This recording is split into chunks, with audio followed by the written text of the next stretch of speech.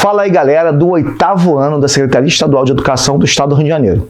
Eu sou o professor Roberto Stabile, professor de Geografia, e hoje nós vamos falar um pouquinho das questões econômicas na América Latina, blocos econômicos e relações entre os países. Na verdade, vamos conhecer um pouquinho da América, da nossa América Latina, questões relacionadas aos problemas da América Latina e essa relação que a gente tem de comércio entre os países. Formação de bloco econômico nunca é fácil, galera, e a gente vai entender um pouquinho quais são esses níveis de blocos econômicos, o que é isso e qual o destaque aqui no Brasil.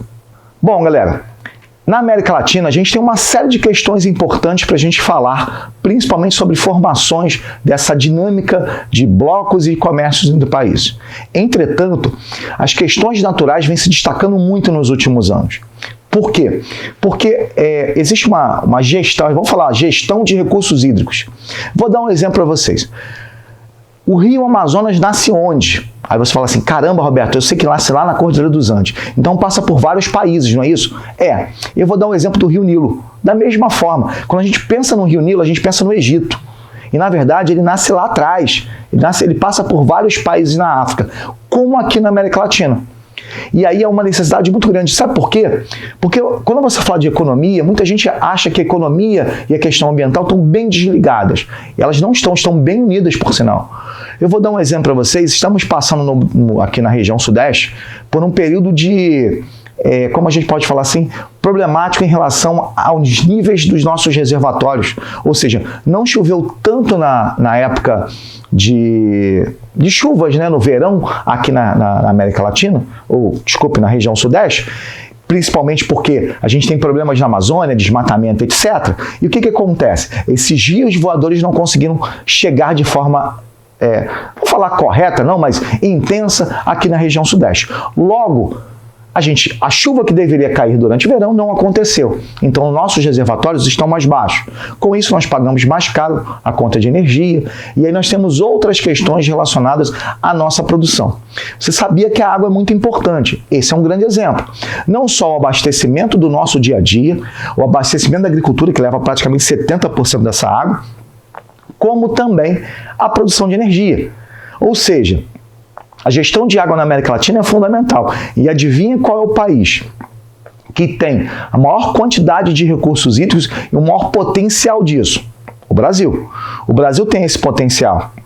Então a preocupação toda é essa. Por quê?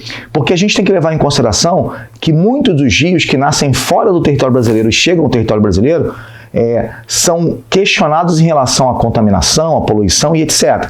No entanto, a gestão do recurso hídrico aqui dentro, ela é fundamental. A gente também não pode fazer as mesmas coisas que outros países fazem. Não que esses estão fazendo, porque nós sabemos muito bem que na América Latina a gente tem um problema, e inclusive aqui no Brasil, em termos de saneamento básico, em relação principalmente ao uso da água. Então, para a gente, nesse cenário, a gente tem uma série de questões na América Central, por exemplo, aqui na própria América Latina, em relação ao uso, ao consumo da água, é gravíssimo e muito importante. Uma outra questão muito interessante de falar, quando a gente falou sobre a questão da água, e a gente está falando sobre a questão de blocos, de formação da América Latina em si, é a questão da urbanização. Posso falar que a América Latina, primeiro, só 3 países na América Latina, entre aspas, passaram pela industrialização tardia. O que é isso? Passar pela industrialização tardia. Tiveram um processo de industrialização, principalmente na primeira metade, até os meados do século XX, Brasil, Argentina e o México. Outros países depois passaram por isso, mas esses países conseguiram atingir, de uma certa forma, o processo de industrialização. Isso trouxe o que para a América Latina? Bom, aqueles que não conseguiram passar pela Revolução Industrial tardia, infelizmente demoraram um pouquinho a se urbanizar. Alguns países ainda têm uma urbanização muito recente. E primeiro, o que é essa urbanização? Que negócio é esse, Roberto? Urbanização é o seguinte, quando a população urbana é maior do que a população rural. E para muitos países, isso aconteceu agora nos últimos anos. No Brasil, por exemplo, só para dar um exemplo ao Brasil, isso aconteceu em 1976. Ou seja, somente na segunda metade do século XX o Brasil se torna urbano. E ele passou pela Revolução Industrial. E imagina aqueles que não passaram, ainda continuam falando sobre isso. Eu vou dar um exemplo, e é um termo que se utiliza muito para caracterizar países da América Central, principalmente, República das Bananas. Devido a uma fábrica de bananas que tinha em alguns países.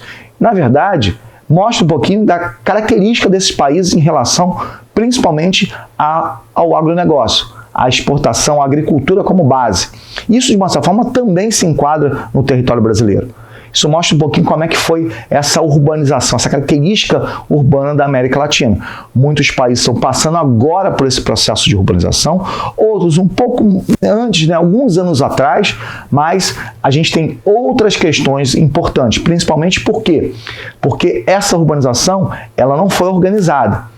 Porque ela ocorre principalmente pela mecanização do campo, que faz com que a população saia do campo para a cidade através do êxodo rural e lote as cidades, que cresça cada vez mais a cidade, sem um controle literalmente do Estado. A gente está vendo isso aqui, e principalmente no Rio de Janeiro, a gente observa muito isso, mas em outros países da América Latina também.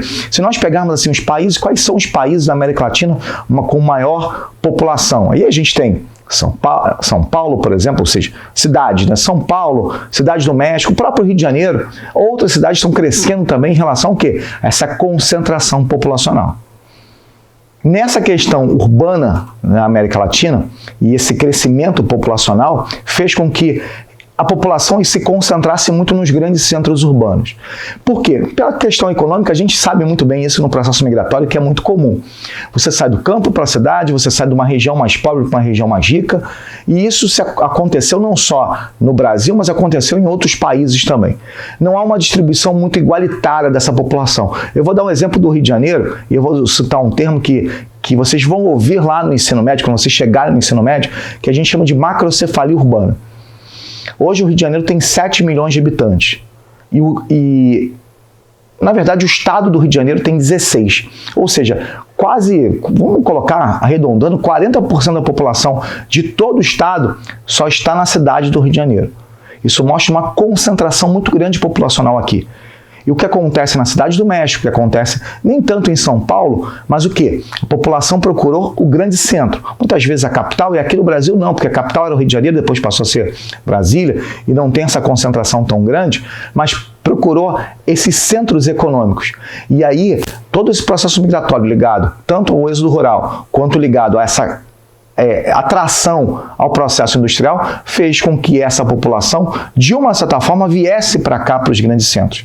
E aí, será que cabe? Quantas pessoas cabem numa cidade? É uma pergunta para vocês. Quantas pessoas cabem numa cidade? É difícil, né? A gente tem uma interrogação grande para isso, porque eu não sei quantas pessoas cabem no Rio de Janeiro. Eu sei o seguinte: ocorreu um processo, e eu vou falar novamente um processo que vocês vão aprender também no ensino médio, chama-se periferização. O crescimento da periferia. As pessoas não poderiam morar no centro, ficou mais caro morar no centro, e essas pessoas começaram a morar cada vez mais longe do centro, cada vez mais longe, para a periferia. E essa população que foi para a periferia, ela fica cada vez mais longe do centro. E que essa é uma tendência muito forte. E aí você pega São Paulo, Rio de Janeiro, Cidade do México, a população mais pobre, a população mais carente, com salários menores, estão cada vez mais longe do centro urbano. E essa é uma característica que a gente chama de periferização. E é muito visto isso na América Latina. Principalmente por quê? Porque os estados não tiveram condições de organizar essa população, além da ocupação das encostas, ocupação das margens dos rios, que traz uma série de tragédias em momentos de chuva, como acontece aqui no Rio de Janeiro. Esse cenário que a gente está mostrando um pouquinho da América, por exemplo, está relacionado ao crescimento populacional de um período que foi muito importante, por exemplo, a industrialização desses países, que fez com que a população crescesse. Eu vou dar um exemplo para vocês, e essa questão populacional na América é muito importante, porque quando a gente fala de questões de blocos econômicos, de formação, quando você junta países para fazer um comércio, a gente tem uma avaliação populacional e questão de consumo. Então você comercializa com alguns determinados produtos, compra de outros produtos, e muitas vezes não é uma coisa assim equiparável, principalmente porque você tem populações diferentes. Eu vou dar um exemplo: a população da Argentina está aproximadamente 45 milhões de habitantes. A nossa população hoje são 220 milhões de habitantes, mais ou menos isso. E aí, olha só a comparação disso. A gente tem quase 5 vezes mais do que a população argentina. Então, nessa balança de comércio, como acontece com o Mercosul, eu não posso falar para vocês que isso é igualitário. Não é, não pode ser. Tem populações diferentes, como acontece com o Paraguai, como acontece com a Bolívia, como acontece com o próprio Uruguai, que faz parte do nosso bloco econômico. O nosso bloco econômico, o Mercosul, é Brasil, Argentina, Uruguai e Paraguai. O Uruguai tem uma população muito pequena, menor que a do Rio de Janeiro, menor que a população da cidade do Rio de Janeiro. Então, o comércio ele é diferenciado. Tá? Então, as tendências populacionais são bem diferentes em cada país. Eu vou dar um exemplo no Brasil, na década de 60 aproximadamente, cada mulher tinha aproximadamente 6,2 filhos. É isso mesmo, 6,2 filhos. E esse número veio caindo, caindo, caindo, caindo. Hoje, aproximadamente, nós temos uma faixa de 1,75 filhos por mulher. O que é isso? Por que 75? Porque é um dado estatístico, né, galera? Tem gente que tem 3, tem gente que tem 2, tem gente que tem 1, tem gente que não tem nenhum. Quando você faz essa conta dá quebrada. Mas, consequentemente, nós saímos de 6, que vocês devem ter falado assim, realmente, Roberto, minha avó teve tantos filhos, minha bisavó teve 20 filhos, 15. Quem pensou hoje que você fala assim, caramba, eu vou ter 15 filhos? Não. É um número que a gente tem no Brasil, tem, mas no nosso cotidiano hoje, talvez seja um número bem elevado. Mas 6 já era uma coisa, hoje nós estamos numa faixa de 2. É claro que tem gente que tem mais, tem gente que tem menos, como a gente falou. Mas esse crescimento populacional do Brasil, principalmente nos meados do século XX, fez com que a nossa população explodisse. Não que nós vamos ser o grande país, como a China, como a Índia, por exemplo, com mais de 1 bilhão, não, de maneira nenhuma. Mas mostra um pouquinho esse cenário de crescimento populacional. E a população brasileira, ela se concentrou principalmente no litoral e nos grandes centros urbanos, como eu falei. Aqui no Rio de Janeiro tem 7 milhões, em São Paulo, se não me engano, tem 12. Olha só aí eu tenho a população maior do que muitos países na América Latina. Mais do que isso, tem metade da população argentina em 2 cidades brasileiras. Será que a gente consegue concentrar essa população e dar uma condição de vida adequada para essa população? Será que eu consigo saneamento básico para todo mundo? Será que eu consigo fazer com que essa população more de forma adequada? Claro, galera, é muito difícil disso acontecer. Isso não acontece. A gente não consegue fazer isso. Falta saneamento básico, falta relações direcionadas principalmente à questão do conforto do dia a dia, né? A gente tem problema de segregação socioespacial, galera. A gente tem problema em relação ao déficit, né, habitacional. Tem muita gente morando na rua. E esse é o grande problema. Assim, a cidade cresceu demais e o governo não conseguiu acompanhar esse processo e ocupar essa população nesse cenário. Por esse crescimento econômico e em alguns países, inclusive no Brasil, nos meados do século XX em diante, e a concentração populacional, como a gente já tinha comentado, essa população cresceu muito nos centros e causou aqueles sistemas que a gente chama de periferização.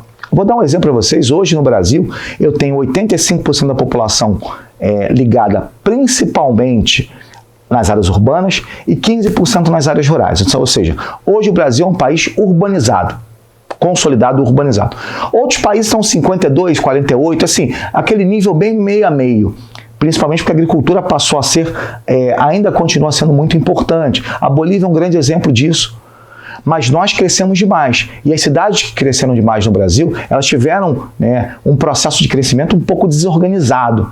E como a gente falou, né, ocupação das encostas, ocupação das margens dos rios, muita gente morando na rua, muita gente chegou aqui, não conseguiu emprego e ficou em situação de rua. Tem muita gente que não tem moradia adequada e, consequentemente, começa a ocupar essas áreas que a gente sabe muito bem são áreas de risco.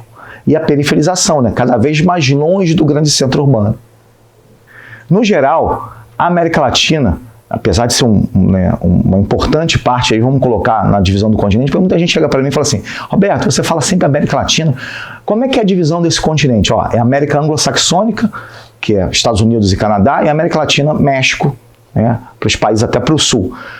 Mas a América Central, o México está na América Central, a América do Norte, o México está na América do Norte, a América Central e a América do Sul. Essa é a divisão. A América Latina são os países que foram colonizados por Espanha e Portugal. Tivemos outras colonizações, tá? Mas principalmente a língua latina, etc., tudo isso. Só para identificar isso. Como é que são as cidades latinas, de uma certa forma? Cidades latinas, como a gente já comentou durante praticamente o texto todo, né? A aula toda. A gente fala o seguinte, as cidades da América Latina ela têm características muito próprias. né? São cidades que apresentam uma característica cultural firme em cada seu espaço. Vou dar um exemplo aqui do Rio de Janeiro, né? A gente, com essa pandemia, nós não tivemos carnaval, e aí isso pra gente faz uma diferença.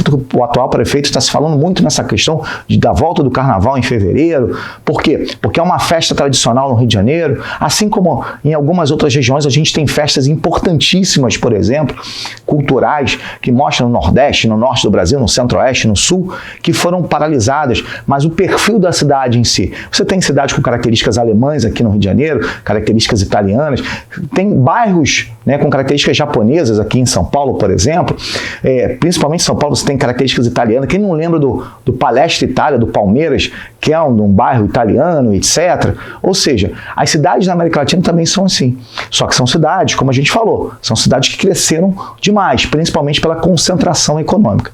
Esse é um aspecto importante, se falar sobre isso principalmente nas capitais, porque a gente olha as capitais dos países e vê uma concentração populacional maior, porque parece que aqui na América Latina, a concentração das capitais, tirando o Brasil, que eu vou falar Brasília porque é uma cidade administrativa mesmo, mas falando do Rio de Janeiro, São Paulo, mas eu falo Buenos Aires, eu falo Cidade do México, e entre outras cidades mostram a preferência da capital, como se nós tivéssemos o quê? O cenário urbano, o cenário econômico, o perfil, na verdade, dessa questão da América Latina.